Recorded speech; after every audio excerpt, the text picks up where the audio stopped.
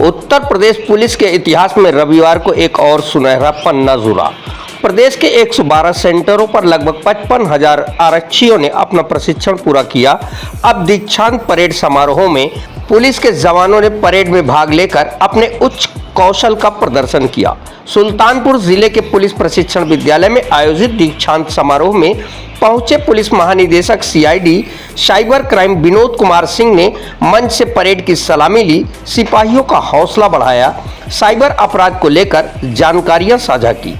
यहां प्रदेश के मुखिया योगी आदित्यनाथ व डीजीपी राजीव कृष्ण के वर्चुअल संबोधन को सुना गया। प्रशिक्षण में उत्कृष्ट योगदान करने वाले अधिकारियों व कर्मचारियों के साथ सर्वोत्तम प्रदर्शन करने वाले प्रशिक्षुओं को पुरस्कृत किया गया। बताते चले, सुल्तानपुर पुलिस प्रशिक्षण विद्यालय में 653 प्रशिक्षुओं ने अपनी ट्रेनिंग पूरी की। वरिष्ठ आईपीएस ब्रजेश कुमार मिश्रा के निर्देश पर एसपी पीटीएस मायाराम वर्मा के संयोजन में पुलिस के इन जवानों को कानूनी पढ़ाई, फोरेंसिक जांच, साइबर क्राइम समेत कई महत्वपूर्ण विषयों पर ट्रेनिंग दी गई। प्रशिक्षण के उपरांत दीक्षांत परेड में मुख्य अतिथि द्वारा मार्च पास्ट की सलामी ली गई। यहाँ मुख्य अतिथि के रूप में मौजूद पुलिस महानिदेशक बीके सिंह ने मौजूद जनसमूह को संबोधित करते हुए अपने विचार रखे। यहाँ उन्होंने कहा कि आज दीक्षांत समारोह में मौजूद आरक्षियों को सेवा व सुरक्षा का संकल्प दिलाया गया। अपराध से जागरूकता ही सबसे बड़ा बचाव है। लालच से दूर रहें, किसी भी अवस्था में डरे नहीं। जल्द से जल्द पुलिस व साइबर टीम की सहायता लें। पुलिस परिवार के बच्चों की पढ़ाई के लिए पर्याप्त संसाधन मौजूद हैं। बाकी केंद्रीय टीम के निर्णय का विषय है। सरकार और सरकारी विद्यालय में भी गुणवत्ता बढ़ी है। साइबर क्राइम और साइबर सिक्योरिटी को लेकर इन जवानों को विधिवत प्रशिक्षित किया गया है। उत्तर प्रदेश की वर्तमान चुनौतियों को लेकर उन्होंने क्या कहा, आइए उन्हीं से सुनते हैं। आप यहाँ पर आए दीक्षांत समारोह में, क्या संदेश आज खासतौर से साइबर को लेकर? पूरे प्रदेश में आज दीक्षांत समारोह हुआ। जितने भी हमारे रिक्रूट सिविल पुलिस ट्रेन हुए हैं, संकल्प दिया गया सेवा का, सुरक्षा का, जो पुलिस की जिम्मेदारी है।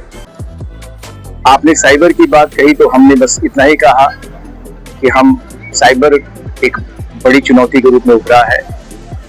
हम यथासंभव आम जनमानस को भी यही संदेशा देते हैं और हम सभी को भी। सबसे पहले तो हम इतना सचेत रहें, जो स्टॉप थिंक एक्ट का नारा हमारे माननीय प्रधानमंत्री ने दिया था, कि सावधानी बरते, कॉमन सेंस का इस्तेमाल करें कि हो ना हमारे साथ हर वो चीज उसको हम थोड़ा तौले, किसी लालच में ना पड़े, किसी भय में न आए। लालच के कारण हम इन्वेस्टमेंट में पैसा गवा रहे हैं और भय के कारण हम डिजिटल अरेस्ट में गवा रहे हैं। इतना ज्यादा साइबर जागरूकता के लिए प्रयास किए गए हैं, वो कोशिश हो। लेकिन अगर हो जाता है लाख सावधानियों के बावजूद, तो कृपया साइबर हेल्पलाइन 1930 पे बिना वक्त गवाए आप कॉल करें। आपकी कॉल को डिटेल ली जाएगी और तुरंत कोशिश की जाएगी कि आपका जो फ्रॉड आपके साथ करने की कोशिश की गई उस पैसे को बचाए। सुरक्षित नागरिक हमारा संकल्प है। सर, कितना बड़ा चैलेंज रहा है और कितने लोग अभी तक आपने सहायता प्रदान?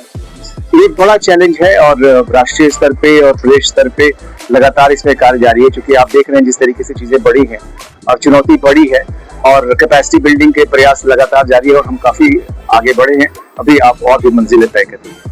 उत्तर प्रदेश का पुलिस का एक शानदार इतिहास रहा है और लाखों लोगों ने शहादत दी है। पुलिस का परिवार और काफी उदासीन हो जाता है। जैसे सेंट्रल कैपेसिटी को लेकर के उनके हर जिले में विद्यालय बने हुए हैं। पुलिस परिवार के बच्चों को पढ़ने के लिए हर जिले में विद्यालय की आवश्यकता की मांग उठाई जा रही है। इसको लेकर कोई प्लान है क्या पुलिस के? वो हमें पुलिस मॉडर्न स्कूल की परिकल्पना रही है और तमाम इकाइयों में पुलिस मॉडर्न स्कूल कार्यरत भी। वहाँ के बच्चों ने इस बार अच्छा किया भी है। और चूंकि एक वक्त था 90 के दशक में जब स्कूल बहुत दूर होते थे, अब अगर आप ध्यान से देखेंगे तो स्कूल की उपलब्धता है। तो कोशिश है ये है कि चाहे वो पुलिस के स्कूल हो, चाहे वो सरकारी स्कूल हो, सरकार ने सरकारी स्कूलों की गुणवत्ता को बढ़ाने के लगातार प्रयास किए हैं। ये मिलजुल के शिक्षा वाली बात देखी जा रही है। हर जिले में एक अलग पुलिस विद्यालय की बात है, जहाँ पुलिस के बच्चे आराम से पढ़ सके, उनका जीवन सुरक्षित हो जाए, वो लगातार सेवा करने में वो कार्रवाई केंद्रीय स्तर पे संचालित होती है।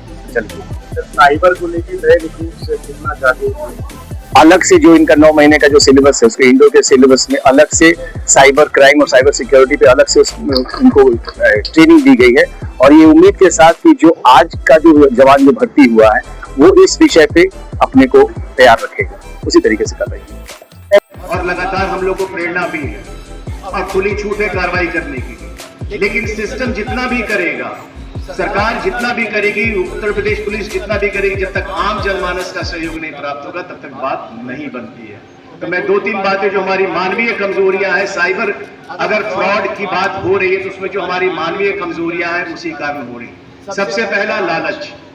हमारा अगर हम जब वृत्त बनाते हैं साइबर फाइनेंशियल फ्रॉड का, तो सबसे ज्यादा पैसे का नुकसान हो रहा है वो इन्वेस्टमेंट फ्रॉड में हो रहा है कि हम इन्वेस्टमेंट के लालच में पड़ रहे हैं और उसमें हम पैसा लगा रहे हैं। शुरू में हमको कुछ उसमें लाभ मिलता है, बाद में वो लाभ खत्म होता है, मेरा पूरा पैसा चला जाता है। जब तक हमको आभास होता है कि हम फंस गए हैं तब तक हमारा अफसोस होता है जब हम देखते हैं कि पिछले 3 महीने से आपने अपने 1,40,00,000 रुपए लगा दिए और अंत में आपका अकाउंट खाली हो गया। तो मेरा निवेदन होगा, पहला है लालच। कहीं भी रुपया ऐसे डबल नहीं होता है। कृपया अपने कॉमन सेंस का इस्तेमाल करें, अपना कॉमन सेंस लगाएं। क्या ये ऐसा हो सकता है? नहीं होता, नहीं होता, नहीं होता। दूसरा है भय। जो डिजिटल अरेस्ट की इतनी शिकायतें आ रही हैं उसमें भय बार बार कहा जा रहा है। कोई भी एनफोर्समेंट एजेंसी, चाहे वो पुलिस हो, चाहे वो नारकोटिक्स हो, ईडी हो, कस्टम्स हो, telecom regulatory authority of India, जो भी एनफोर्समेंट की एजेंसी है, प्रवर्तन की एजेंसी है, कोई भी ऑनलाइन आपका कुछ भी नहीं कर सकता है। अगर कहीं आपको फोन आता है कि आपने गलत काम किया, आपके बेटे ने गलत काम किया, आपकी पत्नी ने गलत काम किया, आतंकवादी है, बैंक में गलत पैसा, आप बोलो आपको जो कहना है मेरे घर आ जाओ, हम आपको दे देंगे। लेकिन अफसोस होता है जब हम देखते हैं कि 4 अप्रैल को 80 लाख, 6 अप्रैल को 38 लाख, 8 अप्रैल को 20 लाख, 10 अप्रैल को 10 लाख, कुल 1,32,00,000 रुपए आपने दे दी। जब चला गया तब आप हमारे पास आ रहे हो। मेरा पहला प्रण होगा कि कृपया बचाव के तरीके अपना कॉमन सेंस लगाएंगे तो पैसा बचेगा।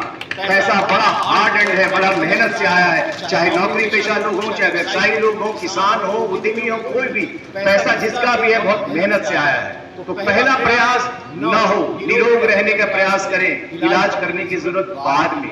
लेकिन अगर बहुत मेहनत के बाद भी, बहुत प्रयास के बाद भी, बहुत सजगता के बाद भी अगर आपके साथ हो जाती है घटना, तो मेरा बस एक मंत्र है, साइबर हेल्पलाइन नंबर 1930। मैं यहां स्पष्ट कर दूं आपको, एफआईआर पार्ट 2 है।